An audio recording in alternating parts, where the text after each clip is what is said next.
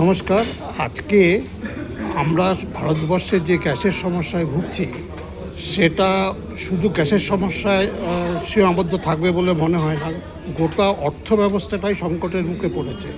আপনারা লক্ষ্য করেছেন নিশ্চয়ই, আজকে বোম্বে শেয়ার মার্কেটে 3.25% ড্রপ করেছে। আজকে ভারতীয় মুদ্রা ভয়ঙ্কর রকমভাবে তার ক্ষমতা হারিয়েছে মার্কিন ডলারের প্রেক্ষিতে। 93 টাকা 25 পয়সা দাঁড়িয়েছে সর্বশেষ খবর পাওয়া অবধি। আজকে এই অবস্থায় পৌঁছানোর মূল কারণ হচ্ছে আমাদের একটা ভ্রান্ত বিদেশ নীতি, এবং যার জন্যে আমরা আজকে ভুগছি, সারা ভারতবর্ষ ভুগছে। একটা কথা আছে না, রাজায় রাজায় যুদ্ধ করে উলু খাগড়া প্রাণে মরে। আমাদের অবস্থা অনেকটা সেই উলু খাগড়ার মতো।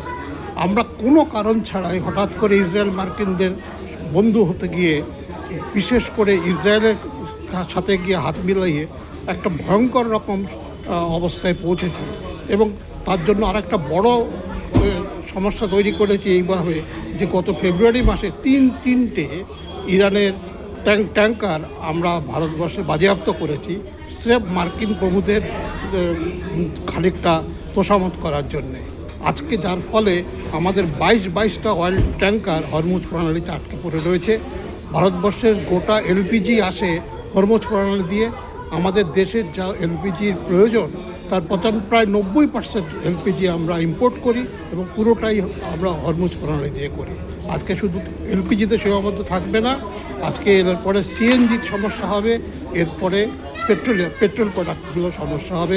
কারণ আমরা অলরেডি দেখেছি ইরান ওই অঞ্চলের যতগুলো তেল শোধনাগারগুলো আছে, যে গ্যাস উৎপাদন ব্যবস্থা আছে কাতারে, সৌদি আরবে, সেগুলোকেও বন্ধ করেছে।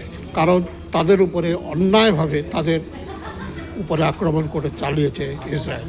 এই অবস্থার সামনে আরও কঠিন দিন আসবে, এবং তার জন্য আমাদের প্রস্তুত থাকতে হবে। এবং খানিকটা আমাদের নিজের দোষেই আমরা এটা ভুগছি। আর এই মুহূর্তে আমাদের সামনে হয়তো তেমন কোনো সম্ভাব্য রাস্তা নেই। ধন্যবাদ।